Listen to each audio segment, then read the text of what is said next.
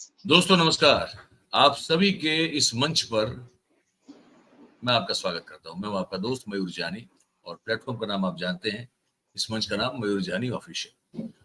पिछले कुछ दिनों से ही शुरू किया, इसको आप सब जानते हो। और जो आपसे प्यार, समर्थन, स्नेह, भरोसा, विश्वास ये जो मिल रहा है, मैं इसके लिए कृतज्ञता जताने के लिए मेरे पास कोई ज्यादा शब्द है नहीं।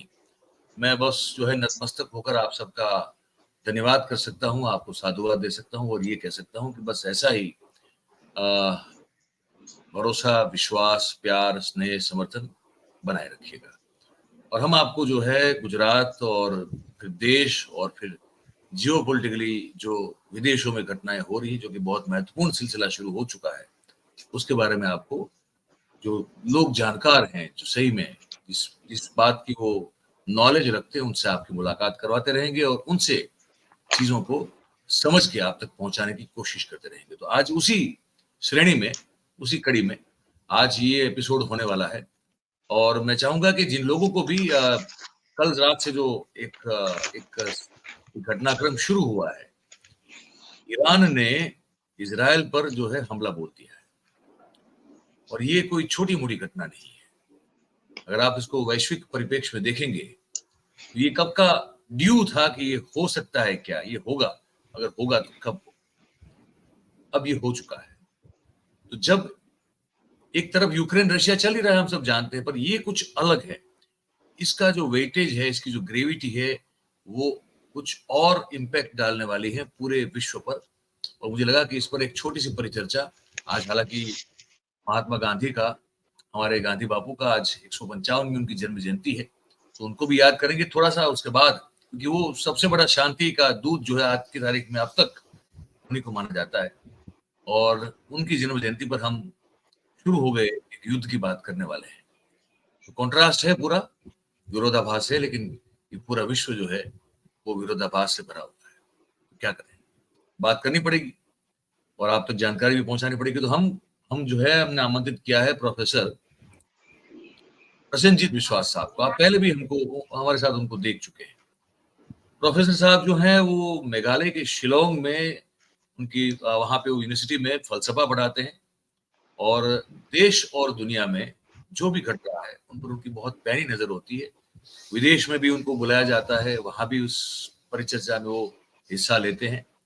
तो हमारा सौभाग्य है कि ऐसे विद्वान और जानकार व्यक्ति जो हैं वो हमारे साथ इस मंच पे जुड़े हैं। इस मंच पे उनका पहली बार आगमन हुआ है, तो मैं यहाँ पे स्वागत करूं और विश्वास साहब को मैं धन्यवाद भी कर दूं कि आपने न्योता स्वीकारा और आज यहाँ पे आए। जी सर। तो ये जो अभी का जो परिप्रेक्ष्य आपने बताया, जो हम गांधी जयंती आज मना रहे हैं और हमारे देश के लिए गांधी सबसे बड़ी शांति का आइकॉन माना जाता है। और हमने बहुत सारे डॉक्यूमेंट अमेरिका में इस समय देख के आया है, जिसमें महात्मा गांधी ने रेसिज्म के खिलाफ ऐसे ऐसे बात करके रखे हैं जो किसी भी गवेषक के लिए बहुत ही आंख खुलने लायक है। इसके साथ साथ उसी समय जो विश्व में जो 1930-1940 में जो गाजा स्ट्रिप को लेके उस समय इजराइल तैयार नहीं हुआ था, वो अरबिया का पार्ट था। लेकिन उस समय अरब, लेबनान और ज्यूश के बीच जो लड़ाई झगड़े होते थे, जिसके अंदर गांधी जी ने बार बार कोई ना कोई पीस प्रपोजल रखे थे। और हम यदि उसको अभी अवलोकन करें, इसमें एक बड़ा बात यही था कि गाजा भूखंड को स्वाधीन सार्वभौम तौर पे देखा जाए और जेरूसलम तक इजराइल खुद को लिमिट कर दे।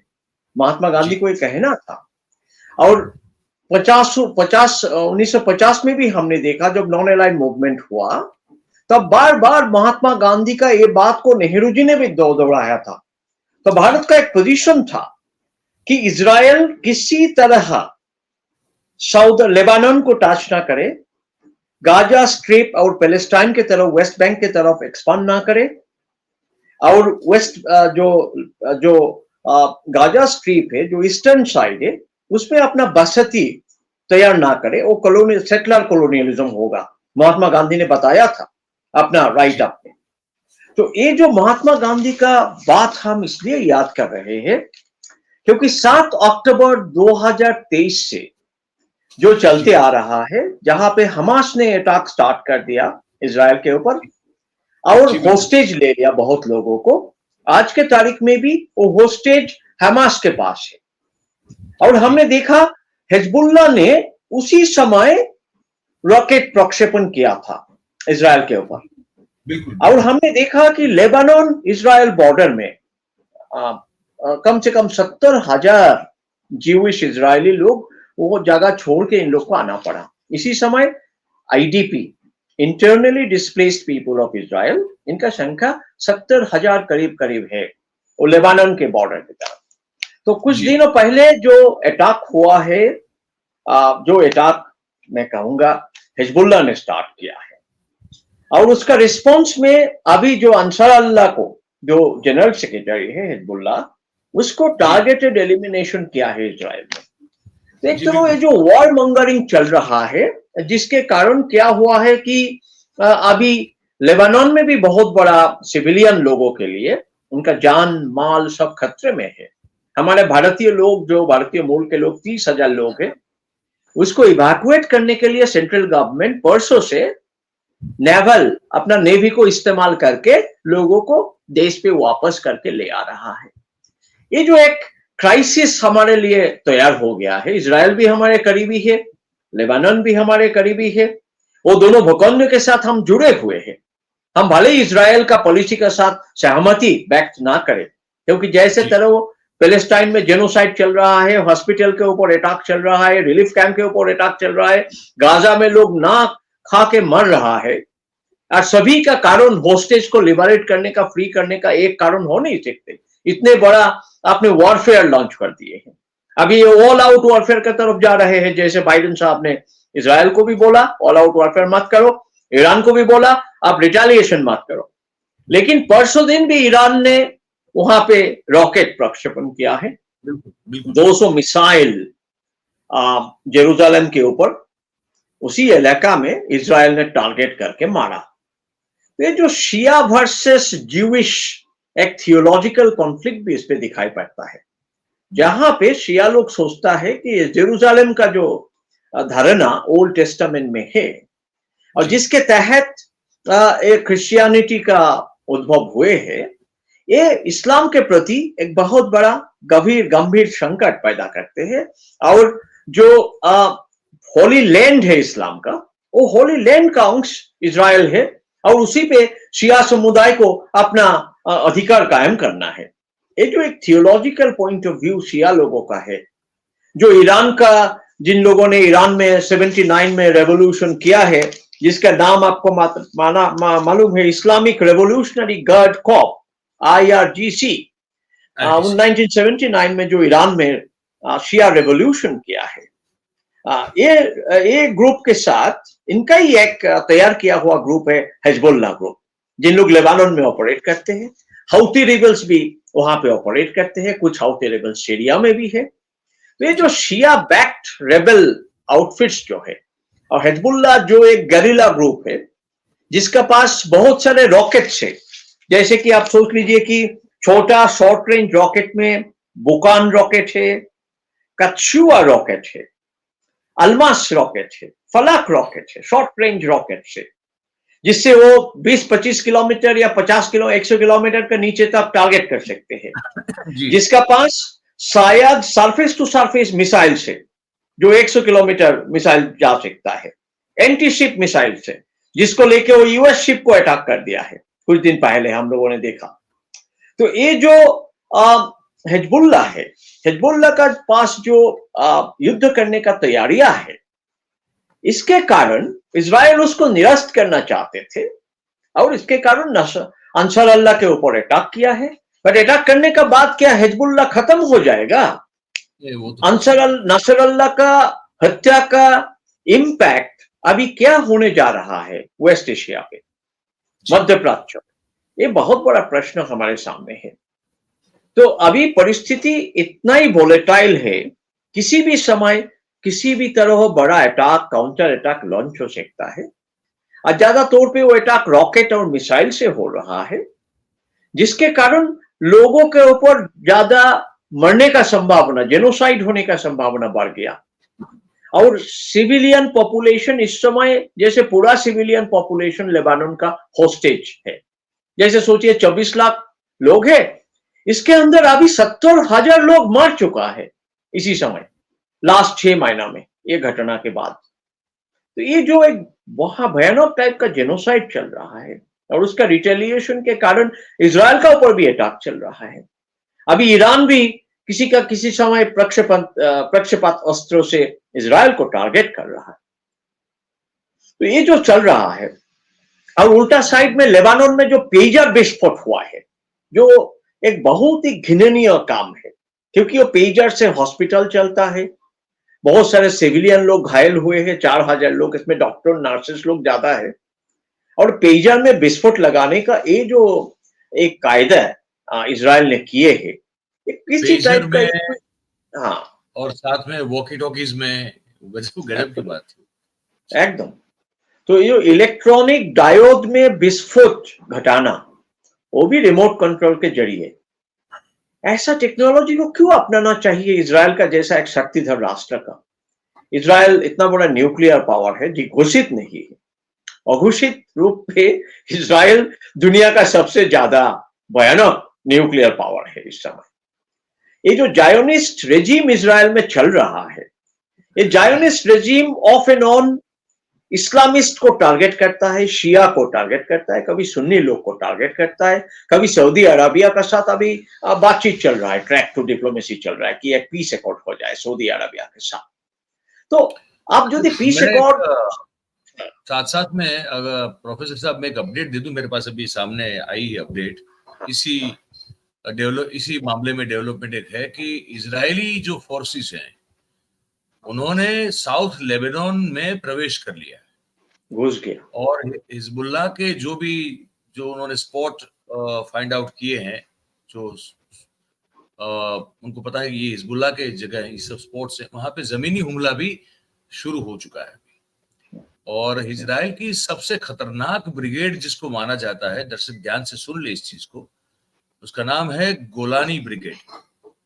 और वो गोलानी ब्रिगेड ने इस ग्राउंड ऑपरेशन को, जैसे भी प्रोफेसर साहब कह रहे थे कि अभी तक ज्यादातर वो एयर स्ट्राइक, चाहे वो मतलब मिसाइल हो या बॉम्ब्स हो, वो गिराकर एक तरह का जेनोसाइड करने की बात है, लेकिन अभी ये जमीनी ऑपरेशन शुरू हो चुका है इजराइल के द्वारा। और वो भी बताया जा रहा है कि उस इजराइल आर्मी की जो सबसे खतरनाक ब्रिगेड मानी जाती है, गोलानी ब्रिगेड, उस ब्रिगेड ने साउथ लेबनान में प्रवेश कर लिया है। और ये इनके कुछ दृश्य भी आए हैं हमारे पास अभी भी। इस वीडियो में इजराइल की जो सबसे खतरनाक ब्रिगेड है, उस ब्रिगेड के सैनिक एक दूसरे के सर पर हाथ रखकर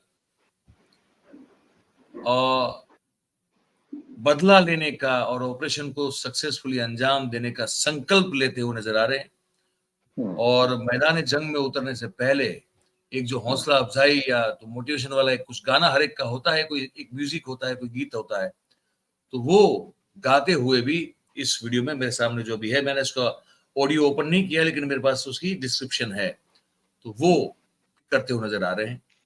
और अमेरिका ने भी दक्षिण लेबनान, साउथ लेबनान में इजराइल के द्वारा ये जो जमीनी ऑपरेशन जो हो रहा है उसको अपनी परमिशन दी हुई है। और यूएस स्टेट डिपार्टमेंट का ये कहना है कि आईडीएफ इजराइल सरहद के करीब जो है वो लेबनान में हिजबुल्लाह के इंफ्रास्ट्रक्चर को निशाना बना के एक लिमिटेड ग्राउंड ऑपरेशन चला रहा है। और अमेरिका पहले से ही हर तरह से इस मामले में इजराइल के साथ खड़ा है। ये अमेरिका की ओर से ये स्टेटमेंट भी आया है। भारत ने इजराइल में रहने वाले अपने नागरिकों के लिए एडवाइजरी एक जारी कर दी है और उसमें कहा गया है कि भाई अगर कोई इमरजेंसी ना हो, सॉरी मैं इजराइल की नहीं बात कर रहा हूं, मैं ईरान की बात कर रहा हूं। भारत ने ईरान में रहने वाले भारतीयों के लिए एक एडवाइजरी घोषित की और कहा है कि अगर इमरजेंसी ना हो तो वहां जाए भी नहीं, और अगर वहां पे आप हैं तो फिर भारतीय एम्बेसी के साथ वो लगातार संपर्क में रहे, ये है। और आईडीएफ ने लेबनान के लगभग 25 गांवों को तत्काल असर से, प्रभाव से खाली करने के लिए कहा गया है। इजरायली सेना ने कहा है कि हिजबुल्लाह की जो खिलाफ उनकी कार्रवाई है उसमें वो सिविलियंस को नुकसान पहुंचाना नहीं चाहते। ये सब कुछ जो है वो हो रहा है। मैं प्रोफेसर साहब आपसे ये समझना चाहता हूँ, हम लोग कोशिश करेंगे कि इसका जो वीडियो का जो समय है वो ज्यादा है, हमारी बात होती है फिर होती रहती है, लेकिन दर्शकों का ये कहना है कि थोड़ा आप इसको ब्रीफ में अगर सब करें। मुझे एक चीज समझ, अगर आप ब्रीफ में समझा सकें, इस घटनाक्रम से जो शुरू हो चुका है, ईरान ने रिटालिएट किया और अब इजराइल जमीनी ऑपरेशन भी करना शुरू कर दिया। इसका पूरे विश्व पर और विशेष रूप से भारत पर आने वाले दिनों में क्या प्रभाव पड़ सकता है, इसको आप बहुत ब्रीफ में लेकिन बहुत बढ़िया से समझा दे प्लीज। पहले एक बात कह देता हूँ कि यूएन इंटरिम फोर्स वहां पे खड़ा है। वो यूएन इंटरिम फोर्स ने क्या कर रहा है कि दोनों फोर्स को फेस टू फेस होने नहीं दे रहा है, अब आज तक अभी तक नहीं होने दिया। तो भारत का ऊपर इसका असर यही है कि लेबानन में भारत का बहुत इन्वेस्टमेंट है और भारत का बहुत सारे लोग वहां पे बहुत सारे नौकरियां में है, जैसे होता है भारतीय मूल का लोग, ईरान में भी है। तो अभी ये सभी लोग को वो सब देश छोड़ के इंडिया में आना पड़ेगा। ज्यादा तौर पे हमारे जो संख्यालघु माइनॉरिटी समुदाय के लोग हैं, बहुत लोग वहां पे काम करते हैं और उनका जो लाइवलीहुड है उसके ऊपर डिपेंड करता है। एक तो लाइवलीहुड का क्राइसिस है, स्टेट सिक्योरिटी पे सबसे बड़ा क्राइसिस जो है। अभी भारत जो विश्व में शांति का बात कर रहा है, अभी 4 देश मिलके कुछ दिन पहले सिक्योरिटी काउंसिल का एक रिफॉर्म इन लोगों ने मांगा है, जिसमें जर्मनी, ब्राजील, जापान के साथ हमारे एक्सटर्नल अफेयर्स मिनिस्टर भी एक ही बात किए हैं कि हम लोग को आप परमानेंट मेंबर बनाइए सिक्योरिटी काउंसिल में। तो भारत अपना जो बात करने का जो एक पोजीशन भारत का है, वो किसके साथ बात करे उसको ढूंढना पड़ेगा। इजराइल के साथ खाली फोन करने से नहीं चलेगा कि आप क्राइसिस पैदा मत करिए, ग्राउंड में भी कुछ दिखाई पड़ेगा। यूएन इंटरिम फोर्स में भारतीय सेना भी है, इन लोग के ऊपर भी बहुत ज्यादा असर है इस समय। तो कुल मिला के हमारे इकोनॉमी के ऊपर एक असर पड़ने वाला है ये जो कॉन्फ्लिक्ट है, जिसके कारण हमारे जो रेमिटेंसेस बेस्ड इकोनॉमी होते हैं उसके एक घाटा पैदा हो जाएगा। सोच लीजिए कॉन्फ्लिक्ट जितना लंबा होगा उतना घाटा बढ़ते जाएगा और इसके असर साउथ इंडिया में होगा, वेस्टर्न पार्ट ऑफ इंडिया में ज्यादा होगा, क्योंकि वहीं से लोग ज्यादा जाते हैं साउथ से, और गुजरात, राजस्थान से जो ज्यादा गए हैं वहां पे, कुछ लोग दिल्ली से भी है, उत्तर प्रदेश से भी है। तो ये जो देश का एक साइड में इसका एक असर पड़ेगा और वो जो ट्रेजेडी होते जाएगा इसमें भी दिखाई पड़ेगा कि 2-4 भारतीय लोग का कोलेटरल किलिंग हो चुका है, अभी हो चुका है। ये जो कोलेटरल डैमेज है भारत के लिए, ये सबसे बड़ी दुखद बात है कि जिस कॉन्फ्लिक्ट हम नहीं चाहते हैं उस पे हमको मरा जाता है। अच्छा, तेल के दामों में, हम तो तेल तो रशिया से ले रहे हैं, तो हमारा तो उससे कोई मतलब नहीं है, तेल के दाम तो हमारे नहीं बढ़ेंगे ना। तेल के दाम में भी इसका असर आएगा क्योंकि ईरान का सप्लाई लाइन उसमें इफेक्टेड होगा। लेबानन तेल कोई सप्लाई नहीं करता है, लेकिन सी रूट पे इसका एक असर होगा। जहां से टैंकर लेके आना पड़ता है, सुएज कैनल होके, जो वेस्टर्न साइड ऑफ ईरान है वही होके, जहां से समुद्र से तेल भारत पे आके घुसता है, या हमारा ऑर्डिनरी सिविलियन फ्लाइट जो वहां से ऊपर से जाते हैं, सिक्योरिटी का मामला है इस पे। तो कहीं भी अभी रॉकेट गिर सकता है, कोई भी रेबल, बहुत सारे रेबल ग्रुप है जो सप्लाई लाइन को टारगेट करेगा, और जो देश को इन लोग अपना फ्रेंड नहीं समझते हैं उसका सप्लाई लाइन को टारगेट करेगा करके इसका एक असर, इनडायरेक्ट असर इन लोगों ने पैदा करेगा इजराइल के ऊपर या अमेरिका के ऊपर, ताकि उसी प्रेशर से कुछ काम बन जाए। तो प्रोफेसर साहब, वैसे भी हम तो तेल तो सस्ता खरीद रहे हैं, लेकिन हमारी जनता, हमारे नागरिकों पर तो अभी भी उसका ड्यूटी और एक्साइज और सेस और इसका बोझ इतना है कि सस्ता तेल वैसे भी हमको मिल नहीं रहा है होने के बावजूद भी।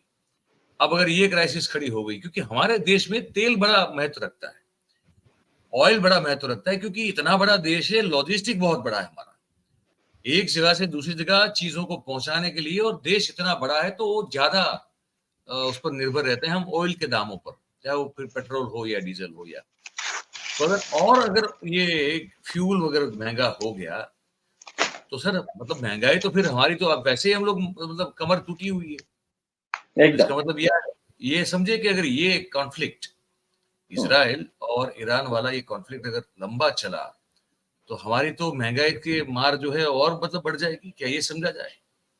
हाँ, क्योंकि ये तो लॉजिस्टिक है ही है, एकदम निश्चित है। अभी हिजबुल्लाह खुद को रिग्रुप कर पाएगा कि नहीं पाएगा, उसका जनरल सेक्रेटरी का हत्या के बाद, ये भी बहुत बड़ा जी मामला है। तो एक तरह हिजबुल्लाह एक हार के उसमें है, हार रहा है हिजबुल्लाह। तो इसका असर लेबानन में जितना पड़ेगा, उसका एक पार्ट हमारे ऊपर भी पड़ेगा। ऐसा नहीं कि हिजबुल्लाह रहने से हम सेफ रहेगा, ये भी नहीं, क्योंकि वो भी एक आर्म ग्रुप है। तो तो आम ग्रुप ऑयल, हाँ, तो ईरान के ऊपर यदि कोई अटैक हो गया तो ऑयल सप्लाई डिसरप्टेड होने वाला है, क्योंकि आपको क्या रशियन लगता है? ऑयल, हाँ, हाँ जी, रशियन आप ऑयल प्लीज लेना इस समय नामुमकिन है। अमेरिका ने कह दिया इंडिया को कि आप रशिया से ऑयल मत लीजिए। यदि पर अभी तो यदि ले भी रहे हैं, अभी हाँ, तो ले रहे हैं यद्यपि ना। चोर रास्ता पे वो आ रहा है, लेकिन रूबल से ट्रेडिंग अभी कितना दूर तक कर पाएगा, इसके ऊपर भी बहुत असर है, क्योंकि रूबल से आप तेल खरीद नहीं पाएंगे इस समय, ये भी प्रॉब्लम है। और डॉलर को आप यूज नहीं कर सकते हैं रशियन तेल के लिए। ईरान का तेल के ऊपर भी एक तरह का प्रतिबंध लगा हुआ है, एक तरह का प्रोहिबिशन लगा हुआ है। तो इस मामला में भारत को बहुत सावधानी से चलना पड़ेगा कि हमारा क्रूड ऑयल कहां से आए। एक क्राइसिस भी पैदा हो सकता है इसके कारण, बहुत संभावना है। हमारे देश में ईंधन का क्राइसिस पैदा हो सकता है, ये भी संभावना है। एकदम, एकदम। अच्छा, इसमें जो मिडिल ईस्ट के और जो मुस्लिम कंट्रीज हैं, सऊदी हैं, यूएई हैं, ये सब, क्या लगता है कहीं वो इसमें उनको उस आग में कूदना पड़ेगा, या वो अभी भी जो है अपने आप को अलग रख के बैठ पाएंगे? मतलब ये कहाँ तक नहीं, जा सकता है? ये जो अमेरिका मतलब, अमेरिका इन लोग को कंट्रोल कर रहा है, सऊदी को। हाँ, हाँ रियाद पूरा कंट्रोल है अमेरिका से। इसके साथ साथ जॉर्डन है, ब्रुनेई है। ब्रुनेई का अपना तेल सप्लाई का एक लाइन है भारत के साथ। तो ये सब जो कंट्रीज है मिडिल ईस्ट में, जो अमेरिकन पंथी है, कतार को छोड़ के, इन लोग हाँ इसी में ऐसा कोई भागीदारी नहीं लेगा, लेकिन उसका विरोध नहीं करेगा, क्योंकि वो शिया लोग के ऊपर अटैक हो रहा है। ये जो एक डिवीजन है शिया वर्सेस सुन्नी, उसी से वो प्रभावित हो रहा है। और इसके कारण मध्य प्राच्य से हम कोई वॉइस हमको सुनाई नहीं पड़ रहा है, ताकि पूरा मध्य प्राच्य में इनसिक्योरिटी है। यदि रॉकेट अटैक होता है, यदि मिसाइल अटैक होता है, बैलिस्टिक मिसाइल लॉन्च होता है, पूरे मध्य प्राच्य का जो इंस्टॉलेशन है उसमें भी अटैक हो सकता है। तेल के डिपो में अटैक हो सकता है सऊदी अरबिया का। तो ये सब और इजराइल पोटेंशियल इजराइल के टारगेट है। लिए हाँ, इजराइल के लिए शिया और सुन्नी दोनों एक है ना। इजराइल को क्या फर्क पड़ता है? नहीं, इसराइल इस नेतन्याहू, समय बहुत ही टैक्टफुल है, सुन्नी लोगों के साथ बातचीत कर रहा है बहुत अच्छा से। अच्छा बातचीत कर रहा है। हाँ, ये डिप्लोमेसी चला रहा है। इसराइल तो मल्टी प्रोंग डिप्लोमेसी करते हैं, एक तरफ मिलिटराइजेशन है, दूसरे तरफ बातचीत का भी डिप्लोमेसी है। और इतने ज्यादा मतलब तेज दिमाग के देश है इन लोग, कि इन लोग परिस्थिति को मैनेज कर सकता है और सभी को भरोसा भी दिला सकता है। पूरे वेस्टर्न वर्ल्ड को भरोसा दे के रखा है कि जब तक हम है तब तक आपका तेल का सप्लाई निश्चित है। लेकिन ये भरोसा भारत को नहीं देगा, हिंदुस्तान को नहीं देगा। क्योंकि क्यों नहीं देगा? क्योंकि क्यों नहीं थे? हिंदुस्तान उनके लिए एक रेसिपिएंट कंट्री है, रिसीविंग एंड पे है। जो इजराइल देगा वो लेना है तो लेना है।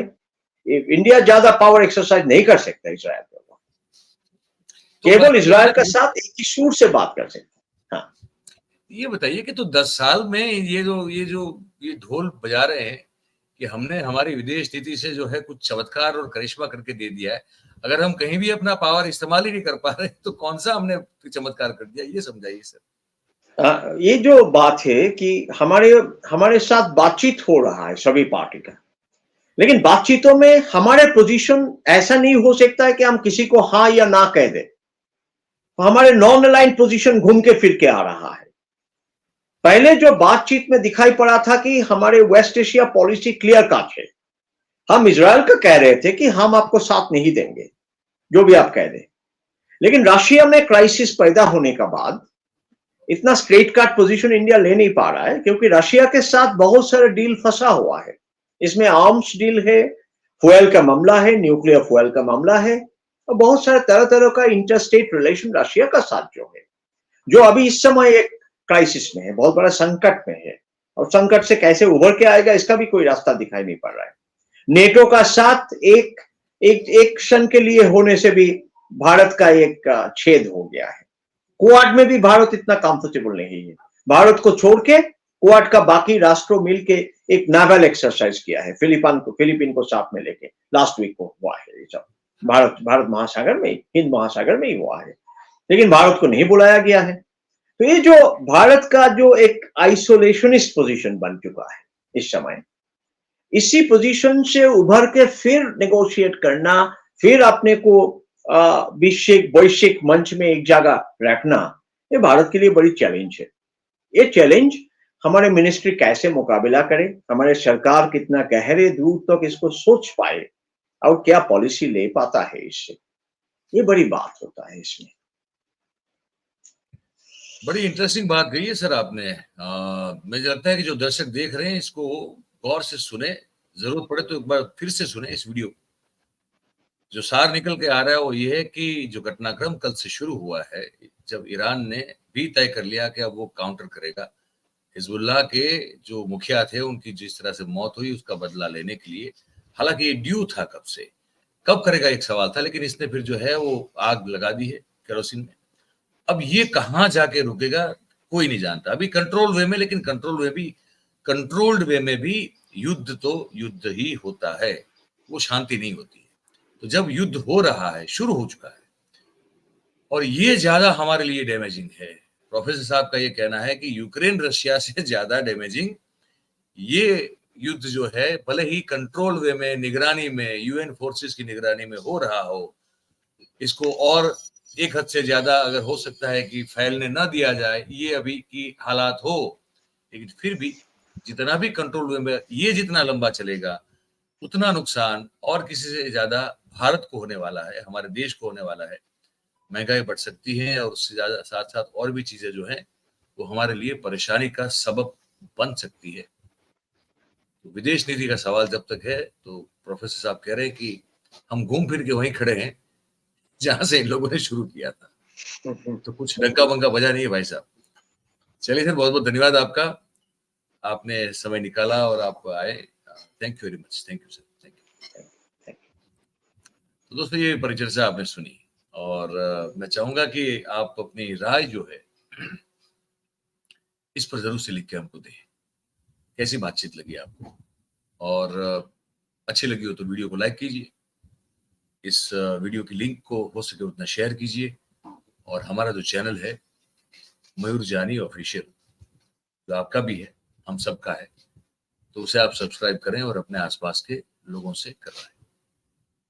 बहुत बहुत धन्यवाद आप सभी का हमारे साथ इस कार्यक्रम में जुड़ने के लिए। Thank you very much.